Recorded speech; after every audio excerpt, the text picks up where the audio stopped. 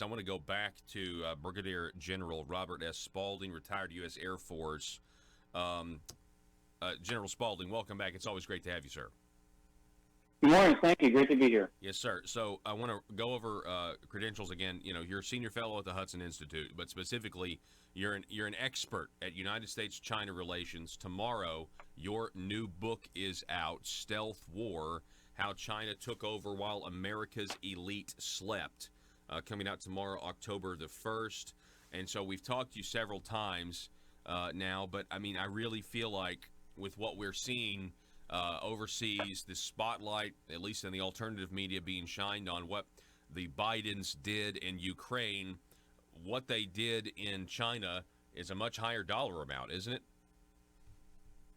Oh, yeah. Hunter Biden went over there and got either a billion or $1.5 billion from the Chinese to start a hedge fund. Him and I think it was John Kerry's nephew. So, yeah, it's quite a bit more money. It's a lot more money, and you know, there's also this book out there, Secret Empires, Peter Schweitzer, and he makes these allegations that oftentimes these American politicians, their children are being bought off by the Chinese. Is this something that it goes further than just Joe Biden's son, Hunter? Well, it's rampant, and it's as I detail in the book, it's not confined to the left. It happens on the right. As I talk about in the book, the Mitch McConnell and his wife have a very strong relationship with the former president of China, Jiang Zemin.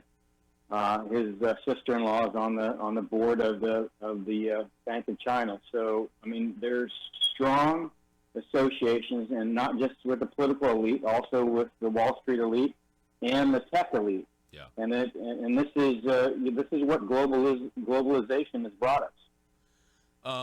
Can you talk a little bit about Confucius Institutes and universities across the U.S.? And the reason I mention this is because over the weekend, Congressman from Arkansas, Congressman Rick Crawford, he was on statewide television, and he actually mentioned this Confucius Institutes as one of the bad things about China. He actually kind of went off and said, Arkansas has these economic development deals where we're trying to bring in these Chinese companies, and he went off and said the Chinese are not coming to Arkansas to help us. But what can you tell us about Confucius Institutes? Well, the Confucius Institutes themselves are there to essentially provide Chinese Communist Party propaganda to the students and faculty of our universities. And so they blend the teaching of Chinese language with a very specific history and culture and essentially talking points that the Chinese Communist Party want you to hear. Of course, they also use it to censor. So if somebody wants to come and give a talk about Taiwan or Tibet, then they'll either complain to the university leadership or stage protests. They're also used as a means of organizing the ability to watch over the Chinese students to make sure they don't become too Americanized. And frequently, the consulate or embassy will send somebody to the Confucius Institute to speak to the Chinese students to warn them about becoming too close to Americans or picking up any, Americanized ideas about freedom. And then finally, the universities themselves, the presidents are sometimes harassed by the embassies or consulates to say, hey, we're going to pull all students from the university if you don't comply with some kind of requirement to censor somebody speaking on campus. So it's a big problem across our country. Wow. So I guess I've never heard of this. I think there's a lot of people right now that have never heard of this. That we're essentially, you kind of mentioned the word embassy. Is that really what these Confucius Institutes are? They're kind of de facto embassies, but they're on our college campuses. Well, they're under the control of the Chinese Communist Party. They're part of the United Front Work Group, or work department, which is essentially the propaganda arm of the Chinese Communist Party. Most of what they do, in the United States, we have a very large defense budget. Most of the way that the Chinese Communist Party does what it does is by organizing propaganda and information campaigns within democracies to provide support for what the Chinese Communist Party does. That allows them to, focus less on military means and focus more on essentially converting the population via these types of mechanisms to essentially provide support for what they do. We're talking with Brigadier General Robert S. Spalding, Senior Fellow at the Hudson Institute. His book is out tomorrow about this topic, Stealth War, How China Took Over While America's Elite Slept. General Spalding, last week you were on the program, and I referenced that interview several times throughout the rest of the week for us, because when I asked you that question about Hong Kong, and you essentially exposed one of the things you talk about in the book, which I think is one of the most shocking, is that the Chinese government has essentially set up, an organ, I guess an organ buying program where you can fly to China, you said, and schedule your heart surgery, because they take these dissidents and they put them in machines where they can keep them alive and harvest their organs and sell them to, global elite.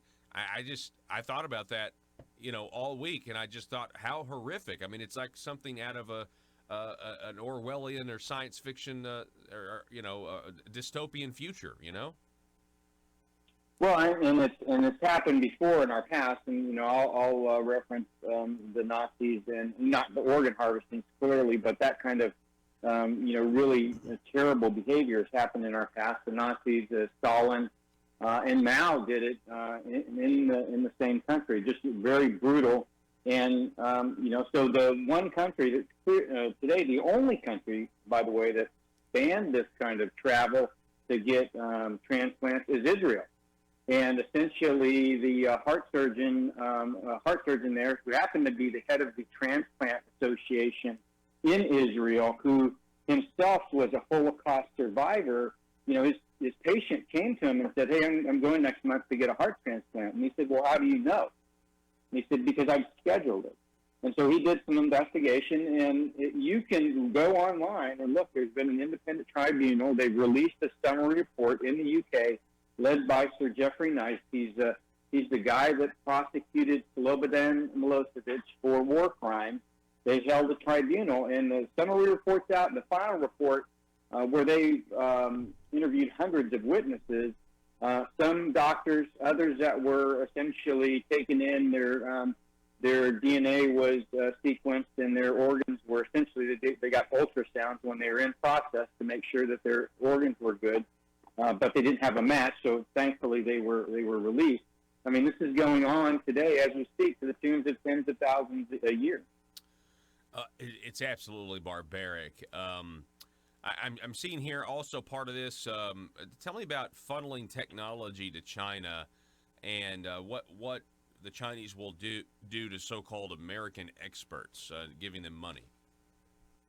Well, I mean, so one of the things that I talk about in the book, there was one gentleman working on the board of Oracle who was an expert in technology. And essentially the Chinese came to him and said, "We'll give you $1 billion, much like they did with Hunter Biden, give you $1 billion to start a venture fund." And so he did. It's called Canyon Bridge, and they go around and they buy up technology on behalf of the Chinese government, who, by the way, gives it to their military. So it's both for economic and military means.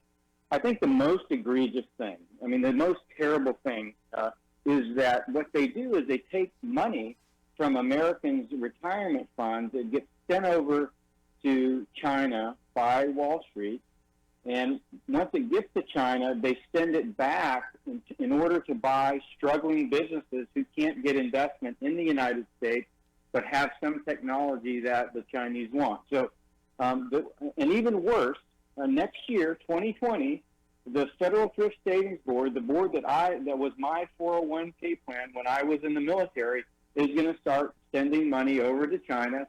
What they use, the other things that they use that money for, is to buy weapons. So they'll buy aircraft carriers, ships, planes, tanks. These are weapons that someday, our military perhaps may be fighting. So if you can imagine, our retirement funds are going to pay for the weapons of the Chinese military. I mean, you just really can't make this stuff up. Again, we're talking with Brigadier General Robert S. Spalding. He's a senior fellow at the Hudson Institute. You want to get his new book tomorrow. You can get it now, pre-order, but it comes out tomorrow, Stealth War, How China Took Over While America's Elite Slept. General Spalding, it's always great to have you. I got one more question. Your concern about China and what they're doing, it's more than just China may supplant the United States. It really comes down to freedom, doesn't it? It absolutely does. And I talk about the story about Roy Jones in there where, he was working for Marriott Corporation, mid-level employee, making, I think, $15 an hour, likes to tweet about Tibet. The Chinese Communist Party calls up the Marriott Corporation and tells them to fire him and apologize, and they do. And this kind of behavior is going on all the time, where U.S. corporations are essentially coerced by the Chinese Communist Party to censure or punish or fire, essentially lay off American citizens doing what the Constitution gives them the right to do. So this close personal relationship with the Chinese Communist Party is eroding our freedoms on a day-to-day basis. General Spalding, we appreciate it, sir. Thank you so much for spending some time with us. Best of luck in the sales of that book, and I can't wait to read it. Thank you so much. All righty.